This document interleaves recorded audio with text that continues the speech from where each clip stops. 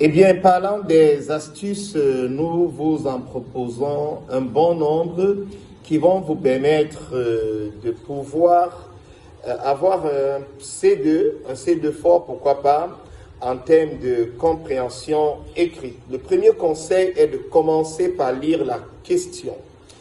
Il est souvent très utile de commencer par lire la question avant de lire le document écrit lié à la question. En faisant cela, vous saurez directement quelle information vous recherchez et cela vous facilitera la tâche au moment de chercher la réponse. Très chers candidats, de plus, lire la question vous fera gagner du temps pour les tests de niveau avancé, comme les questions que nous avons, par exemple, vers la fin, qui sont un peu plus longues.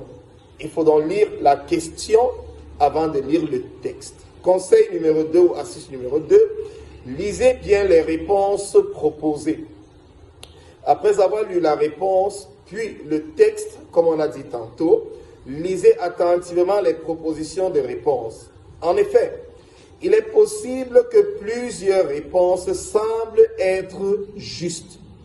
Il faut donc faire attention au contenu exact des choix pour savoir quelle est la réponse erronée et quelle est la bonne réponse.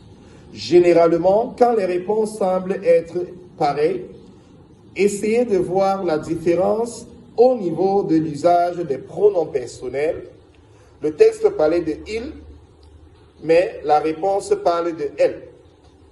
Le texte peut anticiper le futur, l'avenir, mais la réponse nous propose une action déjà produite dans le passé. Il est donc important de lire attentivement les questions et d'essayer de voir la différence parmi elles. Autre chose, en essayant de voir la différence et que le doute persiste, vous pouvez procéder par élimination.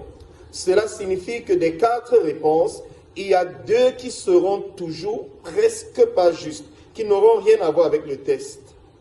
Alors, éliminez ces 2 et faites la comparaison parmi les 2 qui vont rester face à vous. Là, vous y arriverez. Astuce numéro 4, repérez la logique du texte. Pour les textes longs, qui est souvent le problème de certains candidats, les textes longs et complexes, ne vous laissez pas décourager. Faites attention aux transitions et aux connecteurs logiques pour comprendre l'articulation du texte. C'est en fait où se repose le secret des textes longs.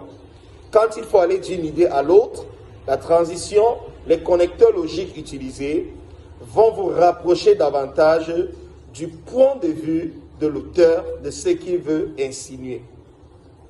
Quatrième et dernière astuce, aidez-vous du contexte et essayez. Cela veut dire tout simplement que plus les tests sont complexes, plus il est